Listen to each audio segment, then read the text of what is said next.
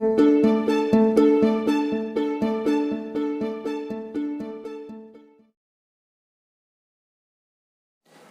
વિદ્યાર્થી મિત્રો, હું કૃપલ સર ફરી એક વખત આપની સમક્ષ એક નવા વિડીયો સાથે ઉપસ્થિત થયો છું.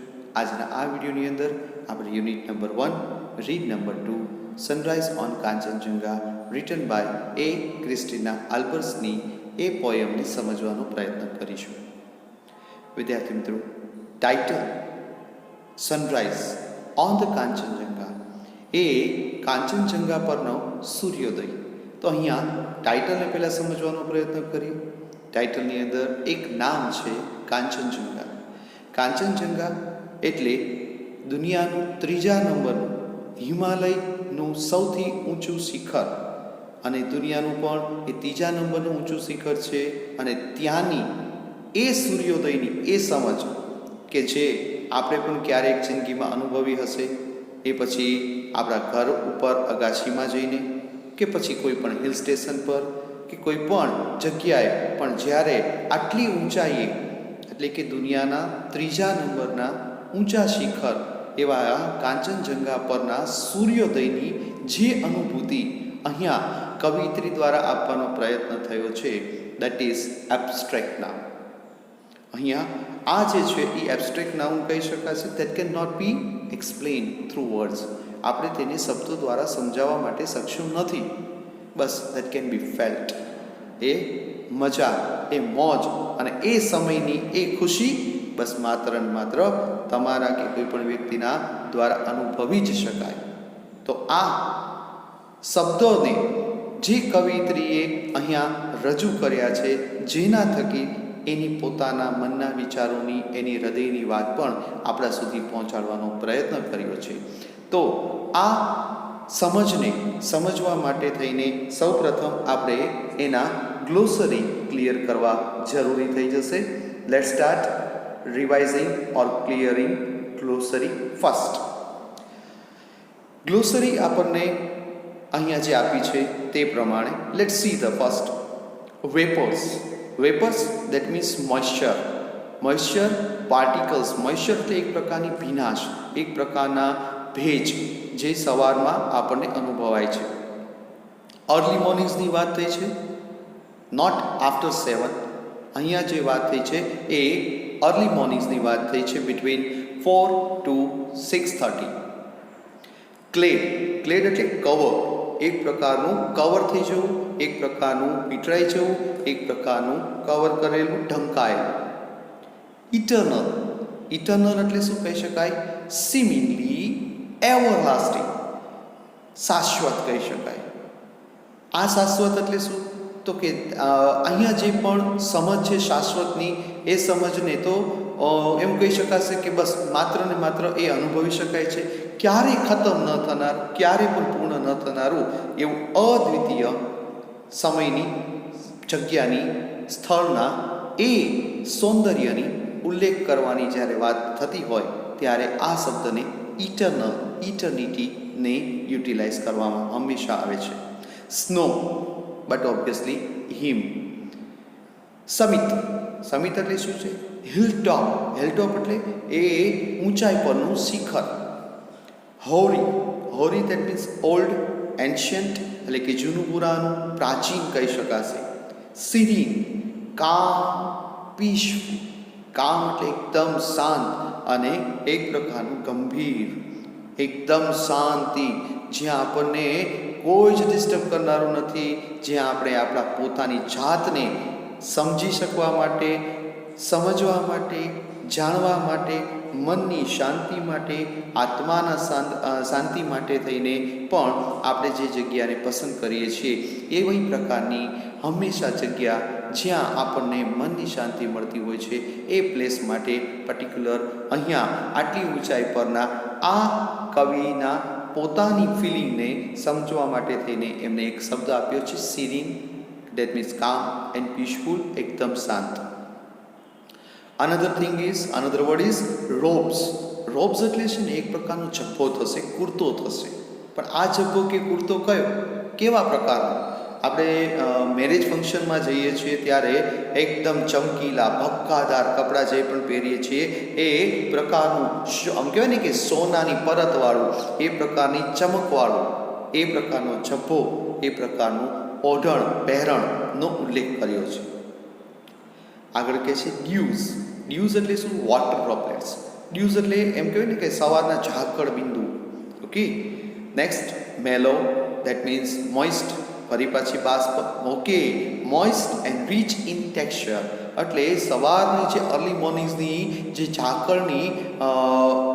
ઝાકળના જે બિંદુઓ હોય છે એ ઝાકળના બિંદુઓ ખરેખર જ્યારે ભેગા મળીને એક આખું એક ફીલ ઊભી કરે છે. તમે કદાચ આ અનુભવ્યું હશે. આ વોલપેપરમાં પણ ઘણી વખત આપણને જોવા મળે છે કે leaf is there, on that particular leaf નાના મોટા એ બિંદુઓ હોય છે. ઓકે. અથવા તો આપણે ઘરમાં પણ ઘરની બહાર ફળિયામાં પણ જ્યારે બગીચાની અંદર અર્લી મોર્નિંગ્સની અંદર કદાચ આપણે બહાર વોક કરવા માટે નીકળીએ ત્યારે પાંદડા ઉપર પણ એક પ્રકારનું મોઇશ્ચર જામી ગયું હોય છે. ઓકે. તો એ પ્રકારના એ મોઇશ્ચર માટે મેલો શબ્દ પર્ટિક્યુલર યુઝ થયો છે. Use that means shades of colours. Shades કીધું છે. શેડ્સ એટલે શું છે? એક પ્રકારના આમ જોઈએ ને તો શેડ્સ એટલે એક પ્રકારના અલગ અલગ વિભાગ, પણ શેડ્સ ઓફ કલર્સ એટલે કે કલરના જે છાંયડાઓ કહી શકાય, અલગ અલગ વિભાગો કહી શકાય. ખાસ કરીને ચાંદીવાળી પિનાલા ક્યાં જોવા મળે છે? રેઇનબોની અંદર. ઓકે. તો એ શેડ્સ છે. ફાઇન. આગળ કે છે રીલ્સ. રીલ્સ એટલે ઝરણા. પણ આ ઝરણા કેવા? ઝરણા કોઈ દિવસ નદી નથી. ઓકે. તો નદીથી નાના એકદમ પતલો એવો એ જે પ્રવાહ જે સતત વહેતો હોય ખડ. આ જ્યારે જંગલમાં આપણે ગયા હોય અથવા તો કોઈ ઊંચા હિલ સ્ટેશન પર આપણે ગયા હોય તો અહીંયા પણ ઘણી વખત આ પ્રકારના ઝરણાઓ આપણે જોયા છે. તો રીલ્સ એટલે ઝરણા.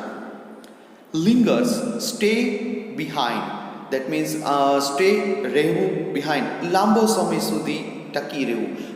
અર્લી મોર્નિંગ્સની એ પળોને માણવા માટે પણ આપણે જ્યારે જઈએ છીએ ત્યારે એ પળને જ્યારે આપણા મનના વિચારોની અંદર એકદમ પ્રસ્થાપિત થઈ જાય છે ત્યાર પછી લાંબા સમય સુધી પણ એ હંમેશા અથવા તો લાઈફ ટાઈમ પણ આપણા મનની અંદર એની એ ફીલ, એની એ સૌંદર્યતા કાયમ રહેતી હોય છે. તો એવર લાસ્ટિંગ, તો એ પ્રકારની આ સમજનો ઉલ્લેખ કરવા માટે આ વર્ડનો યુઝ થયો છે. અનડાઇંગ, નેવર એન્ડિંગ. એવરલાસ્ટિંગ, જો ફરી પાછો શબ્દ વાપરી શકાય, એવરલાસ્ટિંગ. અનડાઇંગ, ક્યારેય મરી ન શકે, ક્યારેય ખતમ ન થઈ શકે એવી ફીલ, એવા શબ્દની એ સમજ માટે અનડાઇંગ, ઇટરનલ શબ્દ આપેલો છે કે ક્યારે પણ આમ કહી શકાય શાશ્વત, ક્યારે પણ ખતમ ન થનાર. થ્રિલ, એક પ્રકારનો ઉમંગ, એક પ્રકારનો ઉત્સાહ, એક પ્રકારનો રોમાંચ જે આપણને ઘણી વખત કોઈ વ્યક્તિઓ થકી મળી જાય છે, ઘણી વખત કોઈ પિક્ચર્સની અંદર મળી જાય છે, ઘણી વખત કોઈ વાંચન કર્યા પછી મળતું હોય છે, ઘણી વખત આપણે આવા પ્રકારના ઊંચા એવા વિસ્તારની અંદર હિલ સ્ટેશનમાં ગયા છીએ ત્યારે પણ આપણને આ ફીલ અનુભવાતી હોય છે. ઓકે. ઘણાને ઝડપથી એટલે કે ફાસ્ટ બાઇક ચલાવવાથી એક રોમાંચ મળતો હોય છે, ઘણાને પોતાની અલગ અલગ ફીલ છે અને એ પર્ટિક્યુલર ફીલ ને અનુભવવા માટે આ શબ્દનો ઉપયોગ થયેલો છે. થ્રિલ. ડ્વેલ્સ. ડ્વેલ્સ એટલે રહેઠાણ, રહેવું. ઓકે. તો અહીંયા જે છે આ શબ્દોને હવે કવિયત્રીએ પોતાના કાવ્યની અંદર કઈ રીતના યુટિલાઇઝ કર્યા છે એની એ સમજ પણ બહુ સરસ રીતના આપવાનો પ્રયત્ન થયો છે. તો એ સમજને આપણે સમજવાની શરૂઆત કરીશું. તો અહીંયા જે પહેલી લાઈનની અંદર બહુ સરસ મજાની સમજ આપી છે વિદ્યાર્થી મિત્રો. આ પોએટિક લેંગ્વેજ છે. આ પોએટિક લેંગ્વેજને સમજવા માટે પણ ઘણી વખત ઘણી બધી સમજ આપણે રેફરન્સ આપણે મેળવવા પડતા હોય છે. Let's try to understand. આપણે એને સમજવાનો પ્રયત્ન કરીએ. That has been given here in this poem. Okay, let's start. The vapours rise to the morning skies clad in purple glory. બહુ સરસ મજાની આ 3 લાઈન આપી છે વિદ્યાર્થી મિત્રો. The vapour rise. વેપર એટલે શું? વેપર એટલે અહીંયા આપણને પહેલો જ શબ્દ હતો વેપર એટલે મોઇશ્ચર, એક પ્રકારનું ભેજ, એક પ્રકારનું બાષ્પ. રાઇઝ એટલે ઉઠવું, પણ અહીંયા ઉઠવું નહીં, ઉપર ચડવું. અહીંયા જ્યારે અર્લી મોર્નિંગ્સની અંદર એકદમ ધુમ્મસ હોય છે ત્યારે એ આખું આકાશ, આખો જ એટમોસ્ફિયર, આખું જ એ વાતાવરણ જે છે ધુમ્મસમય બની જતું હોય છે. તો આ જે બાષ્પ છે, જેવું સૂર્યનું કિરણ પડતાની સાથે આ બધી જ બાષ્પ જે છે એ ઠરી જાય છે અને જાણે કે વહી જાય છે, અલોપ થઈ જાય છે. તો ક્યાં આ જ પ્રકારની એ સમજનો ઉલ્લેખ કર્યો છે. તો એ અર્લી મોર્નિંગ્સની એ ધૂપની, એ ધુમ્મસની અહીંયા સમજને પણ આપણે આપણા સ્ક્રીન ઉપર લાવવાનું છે. ધ વેપર રાઇઝ, અહીંયા કહે છે વેપર એટલે કે જે ભાસ, એ ભેજ જ્યારે ઊંચો ઉઠે છે, ઉપર ઉઠે છે, પણ કઈ તરફ? To the morning skies. To the morning skies એટલે એ સવારના અવકાશ તરફ એ ઉપર જાય છે. અને એ આકાશની પણ કેવી વાત કરી છે? ક્લેડ, એ એકદમ ઢંકાયેલું જોવા મળે છે. Clad in a purple glory, એ એકદમ જાણે કે ભૂરું આંચળની અંદર જાણે કે એ પોતે ઓઢીને બેઠું છે, એના તરફ એ ઉઠે છે. આ 3 લાઈનની અંદર આપણે કઈ સમજ ક્લિયર થાય છે? તો આપણે આવું ઘણી બધી વખત અનુભવ્યું છે કે અર્લી મોર્નિંગ્સની અંદર આપણે જ્યારે બહાર આવીએ છીએ ત્યારે આપણને ધુમ્મસમય વાતાવરણ અનુભવાય છે અને ધીમે ધીમે જેમ જેમ સમય પસાર થતો જાય છે તેમ એ ધુમ્મસ ઓટોમેટિકલી રિમૂવ થતી જાય છે. બસ આ એ જ પ્રકારની સમજને અહીંયા આપવાનો પ્રયત્ન થયો છે. બસ એને આપણા સ્ક્રીન ઉપર એને અભિભૂત થાય એવી ધારણા થાય, એવી કાલ્પનિક ચિત્રને તમારી કે મારી સમક્ષ લાવવાનો પ્રયત્ન થયો છે. Try your level best to understand the meaning and the thing that has been given for feeling, that has been given for felt. બસ એ અનુભૂતિ આપવા માટેનો, એ સમજાવવા માટેનો જે કવિયત્રી દ્વારા પ્રયત્ન થયો છે એને આપણે અનુભવવાનો પ્રયત્ન કરવાનો છે. દરેક વ્યક્તિને આ પ્રકારની સમજ ક્લિયર થશે કે કેમ એ હંમેશા પ્રશ્ન જ રહે છે, પણ આપણે આપણો સૌથી સારામાં સારો પ્રયત્ન કરીને એને ક્લિયરન્સ આપવાનું છે. Okay, let's see. The vapor rise to the morning skies, clad in the purple glory. બહુ સરસ મજાનું કીધું. શું કીધું? The vapor rise to the morning skies, clad in the purple glory. It means કે સવારના એ પ્રભાતની અંદર એ બાષ્પ જે છે, એ બાષ્પની વાદળી જે છે એ ઉપર ચડે છે. પ્રભાતના એ આકાશને આંબવા માટે, સવારના એ આકાશને, એ આકાશ પાછું કેવું કે જાણે કે ભૂરા રંગથી ઢંકાયેલું છે, ભૂરા રંગથી ઘેરાયેલું છે, એવા આકાશને આંબવા માટે એ નાનકડી એવી વાદળી સમાન, એ એક વાદળ સમાન બાષ્પ ઉપર ઉઠે છે. આગળ કહે છે while the love light glows, અને એ જ વખતે અહીંયા ગ્લોઝ એટલે એક પ્રકારનો પથરાય છે, પણ શું? લવ લાઇટ, એ પ્રેમનો પ્રકાશનો જે પુંજ છે, અને એ જ વખતે આપણને પથરાઈ જાય છે. પણ શેના ઉપર પથરાય છે? તો આગળની લાઈન પર કહે છે on the is there, E is not given but apostrophe is given, that means on the eternal snow, on the eternal snow. અને આ જે અર્લી મોર્નિંગ્સની એ સમજ છે, તો એ પ્રેમનો પ્રકાશ જે છે ક્યાં પથરાય છે? તો કે છે એ બરફ આચ્છાદિત હિમ પર પથરાય છે. એ બરફ આચ્છાદિત શિખર જે છે એની ઉપર પથરાય છે. આગળ કે છે upon the summit hoary, upon the summit hoary. અહીંયા બે શબ્દો છે, સમિત અને હોરી. સમિત that means hilltop, અને બીજો શબ્દ વપરાય છે હોરી. હોરી એટલે શું? ઓલ્ડ, એન્શિયન્ટ એટલે કે છે. અને એ જૂના, પુરાના, વર્ષો જૂના જે પથ્થરો છે, પહાડો છે, એ પહાડો પર જે બરફ આચ્છાદિત છે, એવા શાશ્વત પથ્થર ઉપર ઢંકાયેલા બરફ ઉપર જ્યારે આ પ્રકારની ફીલ અનુભવાય છે, એ શાબ્દિક આપણને આપણું એક નવું કાલ્પનિક ચિત્ર રજૂ કરે છે. એન્ડ ધ હિમાલયાઝ ક્વીન, અહીંયા જો એક શબ્દ આવ્યો હિમાલયાઝ ક્વીન, અહીંયા આ હિમાલયની રાણી, આવું બિરુદ કોને મળ્યું છે? But obviously to the Kanchenjunga. એ હિલ ટોપ, એ જે કાંચનજંગા છે, અહીંયા કવિત્રી એને એક બિરુદ આપે છે અને એ બિરુદ કયું છે? Himalayas queen. ક્વેશ્ચન પણ અરાઇઝ થઈ શકે છે કે આ પ્રકારનું બિરુદ કોને મળ્યું છે? તો આ પ્રકારનું બિરુદ જે છે કવિત્રીએ કાંચનજંગા માટે જનરેટ કર્યું છે. તો કે છે on the eternal snow, while the love light glows on the eternal snow upon the summit hoary. અને આગળ કે છે કે આ જે પ્રેમ પ્રકાશ જે છે એ ફેલાય છે ક્યાં? તો કે હિમ આચ્છાદિત એ પહાડો ઉપર. બીજું કીધું છે upon the summit hoary, એ જૂના પુરાના પહાડ છે એના ઉપર ફેલાય છે. and the Himalayas queen calm and serene. Himalayas queen, આ જે રાણીનું જે બિરુદ આપ્યું છે એ કેવું છે? બે શબ્દો ફરી પાછા આવ્યા, કામ એન્ડ સિરીન. કામ એકદમ શાંત, સિરીન એકદમ ગંભીર. ઓકે, તો અહીંયા કે છે એ હિમાલયાસ ક્વીન એટલે કે એ જે શિખર છે એ શિખર કેવું છે? એકદમ પીસફુલ છે, એકદમ શાંત, જ્યાં આપણે આપણા શ્વાસને પણ અનુભવી શકીએ એટલી શાંતિ, એટલી ફીલ આપણા આત્માને પણ આપણે જાણવો, સમજવો અને આપણા માટે કાંઈ પણ કાર્ય કરવું હોય તો જેમ ઋષિ મુનિઓ જે છે તપ જપ કરવા માટે કેમ શહેરોમાં મધ્યમાં નથી જતા, એ કેમ હિમાલય પર જાય છે? કારણ કે અહીંયા શાશ્વતતા એ આપણે અનુભવી શકીએ છીએ અને એ કુદરતને આપણે આપણા આત્માને આપણા કલ્યાણ માટે પણ કાર્ય કરવા માટે આપણે ત્યાં જ આપણી માટે સૌથી શાંતિમય વાતાવરણ આપણને મળે છે.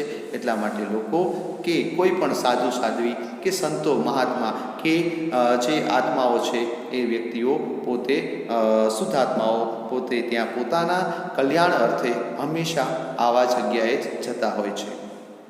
આગળ કે છે રિટર્ન્સ ધ હેવન્સ ગ્રીટિંગ્સ. જોઈ લ્યો, અહીંયા રિટર્ન્સ એટલે પાછા આવે છે. The હેવન્સ greeting. હેવન એટલે શું? જાણે કે સ્વર્ગ, અને ગ્રીટિંગ્સ એટલે આવકાર. અહીંયા જે છે એ સ્વર્ગમાં શું છે? તમે કે મેં ઘણી વખત ફિલ્મોની અંદર આ સ્વર્ગના એ ચિત્રોને આપણી સમક્ષ લાવવાનો જે તે ડાયરેક્ટર પ્રયત્ન કરે છે. એમાં એકદમ સ્વર્ગની વાતાવરણની કલ્પના કરો ને તો એકદમ બધું જ સફેદ હોય. તો અહીંયા બરફ કેવો છે? બરફ એકદમ સફેદ છે. તો અહીંયા એ જ પ્રકારની ફીલનો ઉલ્લેખ કરે છે, જાણે કે સ્વર્ગના અભિવાદનનો પણ અહીંયા પ્રતિભાવ આપતો હોય એ પણ ફિલિંગ આપણને અહીંયા આવે છે. અને એ પણ પાછું સ્વર્ગમાંથી પણ આવતા હોય અથવા તો સ્વર્ગની એ ફીલને પણ અનુભવવાનો પ્રયત્ન કરે છે. કેવી રીતના?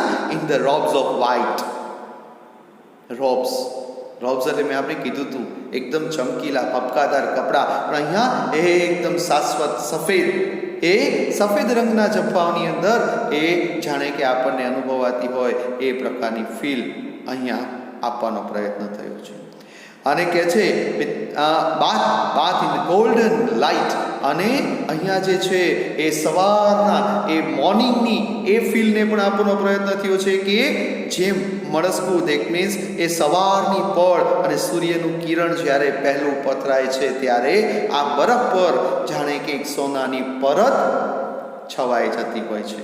તો કહે છે bath in a golden light where earth and sky are meeting. અને આ પણ પાછું કઈ ફિલિંગની વાતનો ઉલ્લેખ કરે છે? એક ક્ષિતિજ, એ દૂર ક્ષિતિજ એક પહાડ પર ઊભા હોય અને આપણે દૂર સુધી નજર નાખવાનો પ્રયત્ન કરીએ ત્યારે આપણને શું અનુભવાય છે? આપણને અનુભવાય છે કે જાણે કે આકાશ અને એ જમીન એ એકબીજાની એ સપાટી એક થતી હોય, એકમેક થતી હોય એ ફીલ પણ આપણને આવે છે.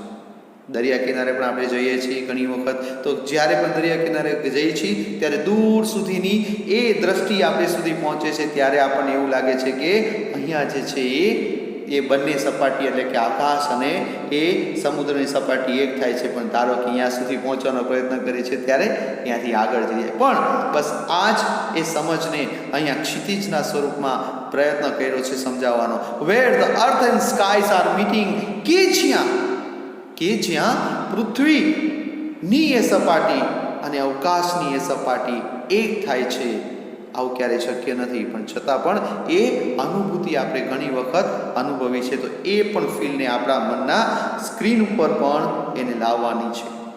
એન્ડ ધ મોર્નિંગ ડ્યુઝ, અને મોર્નિંગ એટલે કે અર્લી મોર્નિંગ્સના એ સમયની વાતનો ઉલ્લેખ કર્યો છે. ડ્યુઝ એટલે શું? ઝાકળ બિંદુઓ.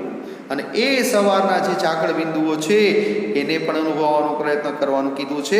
એન્ડ મેલો હ્યુજ, અને મેલો એટલે કે અહીંયા મેલો એટલે શું કીધું હતું? મોઇસ્ટ, એ ભીનાશ પણ આપણને અનુભવાય છે.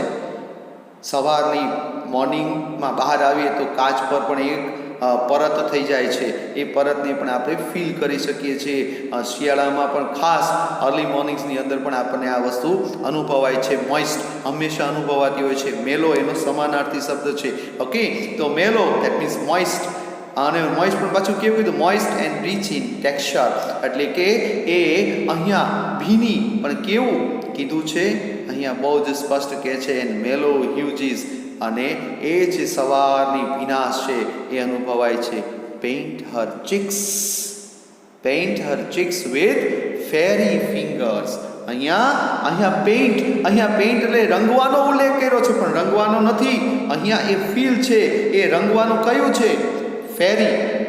બસ એક ધારણા કરવાની છે કે એક પ્રકારનું એ ફેરી એટલે કે પરી સમાન જે આંગળીઓ છે એ જાણે કે એના કપાળ એટલે કે ગાલે, અહીંયા બહુ શબ્દો કીધું છે, ચીક્સ કીધું છે, એ ગાલ પર જાણે કે એને રંગબેરંગી કલરોથી રંગીને જાય છે. Paint Har cheeks with ferry fingers, અને જાણે કે એક કહેવાય ને કે અદ્રશ્ય એવી આંગળીઓ છે, એ આંગળીઓ. અચ્છા, હેવ યુ એવર સીન રેઇનબોઝ? આ રેઇનબો એ ચોમાસામાં આપણને ઘણી વખત અનુભવાય છે, જોવાય છે. આપણને સારું થાય છે કે આવું કેવી રીતના થાય છે, સારું જાનીવાલી પીનારા. ઓકે, તો આ રંગો એક ફેરી થિંગ્સ છે, એ પ્રકારનું ચિત્રણ પણ આપણું, એ પ્રકારનું કાલ્પનિક ચિત્ર પણ આપણી સમક્ષ ખડું કરવાનો પ્રયત્ન કર્યો છે. Paint Har cheeks with ferry fingers. ક્યાં? આગળ પણ કહે છે while over the reels, અને એ સમયે પહેલા ઓવર દેટ મીન્સ પહેલે પાર. કોની પહેલે પાર? રીલ્સ એટલે શું હતું? યાદ છે? એક્ઝેક્ટલી સ્ટ્રીમ્સ એટલે શું? ઝરણા. અને અહીંયા જે કહે છે ઈ ઝરણાને પહેલે પાર, આગળ પણ કહે છે શું? And the sun kissed hills, અને સૂર્યનું એક કિરણ જ્યારે પૃથ્વી પર પડે છે, અને એ જ સમયે જાણે કે હિલ્સ એ ટેકરીને એક પ્રકારનું ચુંબન કરતું હોય, એક પ્રકારનું એક મેક થતું હોય, એવી સરસ મજાની ફીલ અહીંયા અનુભવવાની છે. અને બીજું પણ ખાસ કે જ્યારે સૂર્યનું એ પહેલું કિરણ જ્યારે આ પ્રકારનું બરફ આચ્છાદિત પ્રદેશના એ જમીન પર પડે છે, ત્યારે એક સરસ મજાની ગોલ્ડન પરત એટલે કે સોનામય પરત પણ આપણને જોવા મળે છે, અનુભવાય છે. The love light gently lingers, અને એ જ પ્રમાણે અને એ જે પ્રેમનો પ્રકાશ જે છે એ ઝળુંબી રહ્યો છે, એ એકદમ છવાઈ જાય છે. એન્ડ ધ બ્રેકિંગ ડે એટલે શું? બ્રેક ડે, દિવસ તૂટવો, એવી કોઈ ફીલ નથી. બ્રેકિંગ ડે એટલે શું? અર્લી મોર્નિંગ્સનો એ સમય પૂરો થયો છે અને દિવસની એ શરૂઆત થઈ ગઈ છે, એટલે કે મળસ્કું, એ આફ્ટર 6. ઓકે, તો 6 વાગ્યા પછીનો જે સમય જે છે અને એ દિવસની શરૂઆત જે છે એ સમયની વાતનો ઉલ્લેખ કર્યો છે. And the breaking day sends the first faint ray. જોઈ લો મિત્રો, ફેઇન્ટ રે એક પ્રકારનું અર્લી મોર્નિંગ્સનો એ જે કિરણ છે, ફર્સ્ટ રે કહી શકાય. એ પહેલું કિરણ એ ઝાંખું પડે છે અને ધીમે ધીમે સૂર્યોદય થાય છે, અને એ સૂર્યોદય થયા પછીનો જે તાપ છે એના એ તાપમાનની અંદર સતત વધારો થતો જોવા મળે છે. તો અહીંયા એ પણ કહે છે and breaking day sends the first faint ray, અને એ જ્યારે મળસ્કે એટલે કે દિવસની શરૂઆતમાં પહેલું કિરણ જ્યારે પડે છે ઓફ લવ્સ અનડાઇંગ ફાઉન્ટેન્સ. અને વિદ્યાર્થી મિત્રો બહુ જ સરસ મજાની ફિલિંગ કીધી છે.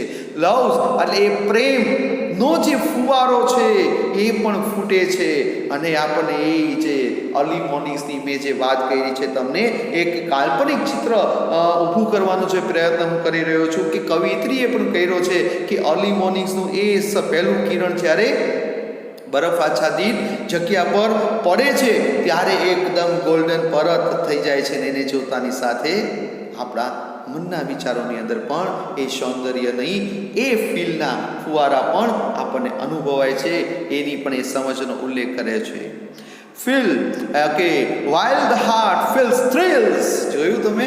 while the heart feels thrills. અને આ જ સમય છે કે જ્યારે દરેક વ્યક્તિનું કે કોઈ પણ વ્યક્તિનું હૃદય જે છે એ રોમાંચિત થઈ જાય છે, એ પોતે ખુશ થઈ ઉઠે છે, ઉત્સાહિત થઈ જાય છે. અરે વાહ વાહ વાહ રે કુદરત વાહ.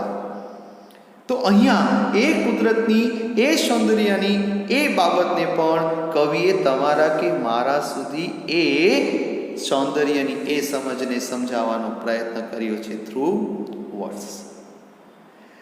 While the heart feels the thrills of the voice from the hills and the soul that dwells in the mountain. અહીંયા છેલ્લી બે લાઈનની અંદર પણ એ પોતે એક એવા બાબતનો ઉલ્લેખ કરે છે જે પણ એબ્સ્ટ્રેક્ટ નાઉન ગણાવી શકાય. બહુ સરસ મજાનું કીધું, of the voice from hills. આવું તો સારું છે ને, તમને કે મને સમજવામાં બહુ જ અઘરું પડે. આપણને તો કીધેલી સમજ પણ ઘણી વખત સમજાતી નથી, કે સમજાવીને વાર્તા પણ કીધી હોય તોય છેલ્લે કે લો આનો મતલબ શું થાય એવું આપણને થતું હોય છે. તો સામાન્ય બાબત પણ ઘણી વખત આપણા મનની અંદર સેટ નથી થતી. તો સાલું આવું શું વોઇસ ફ્રોમ ધ હિલ્સ, અવાજ. અવાજ શેનો? સાલો એ પર્વતમાંથી પણ અવાજ આવે? આવી તો બધી સમજ રહીને સાલું એક કવિત્રી જ અનુભવી શકે, અથવા તો કવિઓ જ આ પ્રકારની કાલ્પનિક બાબતને ફીલ કરી શકે છે. અને જે આ પ્રકારની સેન્સ અનુભવવા માટે સક્ષમ છે એને આ વસ્તુ હંમેશા સમજાશે. એટલે જ કહે છે ને of the voice from the hills, એ અવાજ પણ કવિના હૃદય સુધી પહોંચે છે. પણ એ કયો અવાજ છે? તો છેલ્લી લાઈનમાં કહે છે એન્ડ ધ સોલ એટલે આત્મા, that dwells કે જે રહે છે ક્યાં? in the mountains, પર્વતોની અંદર જે આત્માઓ વસે છે, પર્વતોની અંદર જે વ્યક્તિઓની એ સમજ ત્યાં ઇર્દ ગિર્દ ઘેરાયેલી છે, એનો અવાજ પણ હૃદય સુધી, કવિત્રીના હૃદય સુધી પહોંચે છે.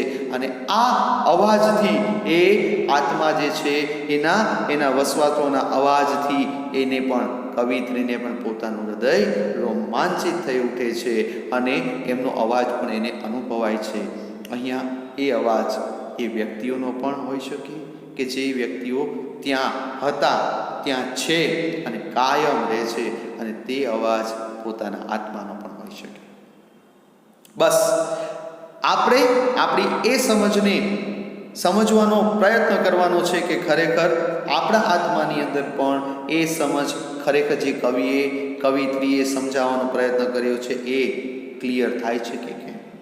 અહીંયા આ કવિત્રી પોતાના શબ્દો થકી પોતાની ફિલિંગને આપણા સુધી પહોંચાડવાનો પ્રયત્ન કર્યો છે. અને આ કાવ્ય દ્વારા જે સૂર્યોદયના અદ્ભુત કાલ્પનિક ચિત્ર ઊભું કરવાનો છે પ્રયત્ન કવિત્રી દ્વારા થયો છે, તે ખરેખર સરાહનીય છે, ખરેખર અદ્ભુત કહી શકાય. તો અહીંયા આ જે કવિતા છે એ કવિતાની દરેકે દરેક સમજ આપના સુધી ક્લિયર કરાવડાવવાનો પ્રયત્ન મારા થકી થયો. છતાં પણ કોઈ પણ બાબત રહી જતી હોય, કઈ બાબત ઊભી થતી હોય, જે પ્રશ્ન કરે છે, તો એ પ્રશ્નને તમે મારી સુધી શેર કરીને એને ક્લિયરન્સ આપવાનો પ્રયત્ન કરશો. હંમેશા તમારો પ્રશ્ન એ પ્રશ્ન તમારો નથી, એ મારો છે. જો જ્યાં સુધી તમે મારા સુધી નહીં પહોંચાડો ત્યાં સુધી તમારો, પછી એ મારો. Okay, try your level best to understand the things that has been given in this poem. ફરી મળીશું. ખૂબ આનંદ થયો આપને મળીને અને ફરી મળીશું, મળતા રહેશું એક નવા વિડીયો સાથે, એક નવી સમજ સાથે ફરી મળીશું. નમસ્કાર.